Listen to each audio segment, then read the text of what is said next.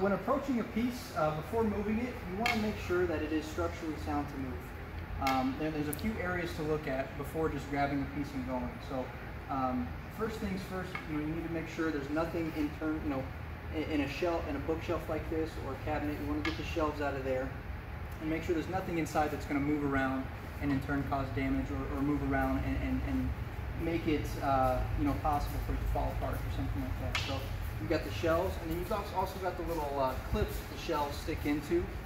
So you want to make sure, again, everything's out of there that could possibly cause any damage or move around. Next thing you're going to want to look at is just where you're going to pick it up, how you're going to approach this item before just taking it to the truck there. So you want to see where you can place your hands if any piece moves. If you can tilt it, you want to look at the legs to make sure they're going to be sturdy enough. So if you do want to tilt it, make sure those legs are going to be able to take that weight.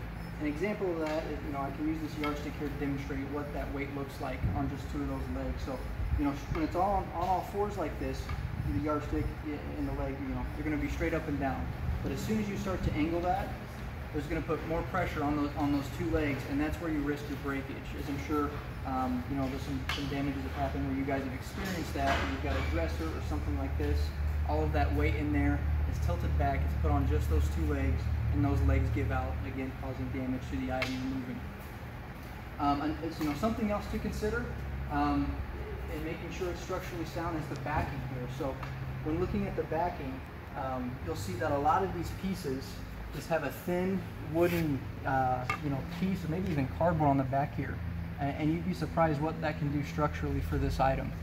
You want to make sure that this is intact, and you may have to even hammer in some nails to make sure that's all together, and again, to give that item you're moving some stability there.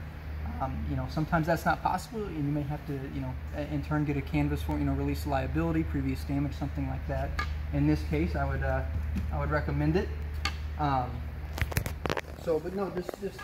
guess to recap, again, make sure there's nothing in there that can move around and cause damage. You want to check out the legs and make sure they're structurally sound for it to be tilted. And also with the legs, you want to make sure they're screwed in all the way. Some of those legs can be unscrewed even slightly, and putting a lot of pressure on the screw that's being, that's holding that leg on. So something to look for as well is making sure that leg's all the way screwed in.